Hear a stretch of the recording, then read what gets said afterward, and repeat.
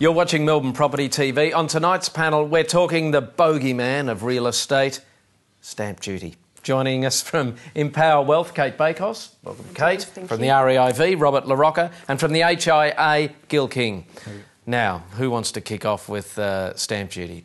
Does everyone hate stamp duty? I think everyone does. You can't get away from the practical reality that governments need to raise a certain amount of income to provide services, but there's a very strong argument out there now and general consensus that stamp duty is probably not the best way to do that. It's an inefficient tax. It taxes people moving for no real sensible reason. I mean, you pay income tax because that's about distributing wealth, but, why is that attached to housing in the way that it is now? It's an historical anachronism, and there's better ways that the state can raise its money. And because I guess in the old days too, people moved maybe every 10, 20, 30 years, but nowadays people move, they move upward quickly, or they buy more than one house, or... Well, they're going to move where a job is, and there's a tax on that movement, which doesn't really create a lot of economic sense, nor does it add to the economy. There's got to be better ways to do it. That's even without even getting anywhere near the design of stamp duty in Victoria, which has its problems. Cate, what do you think? Yeah. Look, I certainly share those sentiments, and I think I'm dealing with buyers quite a lot, and aside from the sheer difficulty in finding that money, also the complexity around stamp duty and all of the concessions that are on offer, it's a very difficult kind of minefield for any buyer to be able to understand. And why are we paying more in Victoria? It's just historical, and it's got two elements to it that virtually it does stop people from moving house and selling house and buying a new one. But when you build a house from scratch, you're actually paying stamp duty on every time the land is sold. So the developer buys the land from the farmer, pays stamp duty. The developer sells it to the builder, pays stamp duty. The builder sells it to the homeowner, pays stamp duty. So it's a cascading tax. It's really inefficient, and it's a windfall for the government. They're not going to change it. And then you've got land tax on top of that as well for people that own more than we do. A certain amount of property. We'd like to see a broad-based land tax to replace the stamp duty. We obviously need to look how that was structured, but much more efficient than the current system. And that's something we don't agree with. I mean, from our perspective, a broad-based land tax, the complexities in changing the system we have now, where you pay up front once, as compared to then trying to charge everybody every year, we don't see a reasonable way that can be shifted. With the recent Henry tax review, they wouldn't even look at the issue of GST as an option.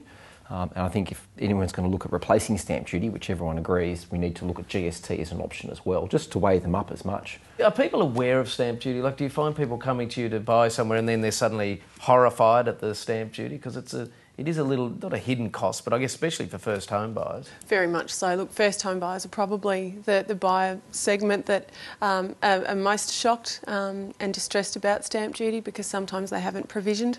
And really, to get started, the minimum savings that people need to have in order to buy is the 5% as an absolute minimum, and then to overlay another 5% for stamp duty and associated costs. It's a really tough saving. So given the way that house prices have increased over the last decade, I think there's no surprise that first home buyers are opting to wait until later, and it's a difficult task. What about the concessions that have been introduced? They really are probably appropriate only for a small segment of the marketplace. Look, the concessions, you can look at them in two ways. In response to the GFC, government, state and federal put a lot of money into encouraging first home buyers into the market. That had a huge impact. It turned about $2,000 a month into $4,000 a month, an historical high. The changes we've seen recently in the grants that are out there don't appear to have had an impact. It might just be that the activity would be even lower if they weren't there.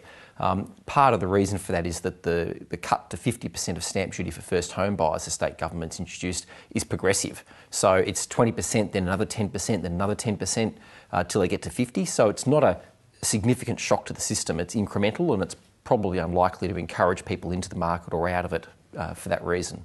So what would you like to see done, Gil? What we do see of concern about the stamp duty is the fact that that the rates haven't changed over the years. It's basically the same rates, but the cost of land, the cost of the products has gone up so much, but the rates are still the same. So the higher you go, the higher the percentage. First homeowners Grant? Our view is that the bonus has done its job. We've seen a significant increase in the amount of building out there, partly probably as a consequence of it. We're seeing a more balance between supply and demand, and our preference is that all first home buyers have access to the same assistance, which is why the cut to stamp duty for first home buyers we think is a good move. That way they're not getting money in one hand and taking it in the other, it just does it all up front. Gil's also right about the rates though. I mean, the rates are really a problem. If you buy, it's this little trick, if you buy a home at $551,000 rather than $550,000, you pay for an extra dollar, if you spend it, $3,100 in stamp duty because there's a jump up in the scales. If you buy an investment property, you pay more stamp duty than if you're an owner-occupier. Even though you're going to go and rent that out, you're increasing the rental costs. And then the government comes and taxes your commercial gain again through land tax. So the structure and the rates are inefficient. They charge too much and there's no clarity to it, and they need to be reviewed and reformed. Cate, what do you think? Look, I'd love to see consistency between the states. That's one thing for an investor who is looking at interstate property.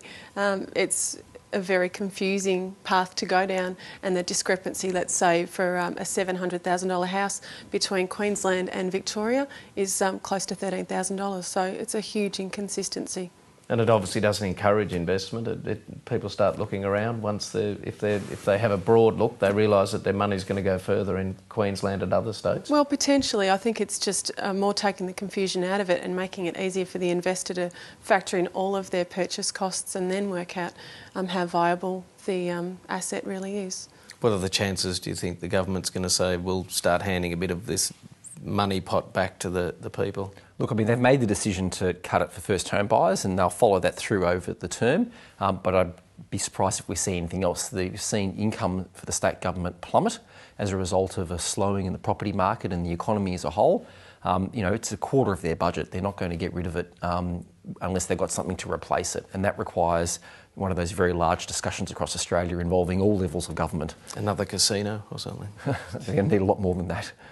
All right, Cate, so someone wants to invest. Should they be put off then by stamp duty, or have they just got to be a bit smarter about the way they go about it? Look, I think understanding stamp duty and knowing where to look to get the right information about the stamp duty is one thing, but to let stamp duty influence your purchasing decision would be, in my opinion, a mistake.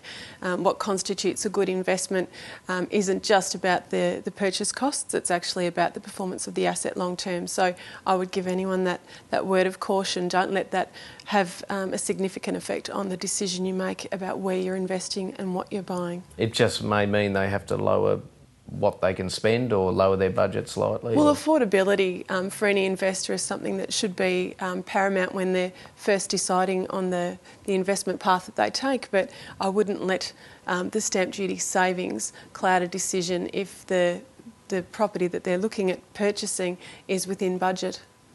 All right. Thanks very much for tackling a tough topic, Gil, Robert and Cate. Thanks, More Melbourne Property TV in just a moment.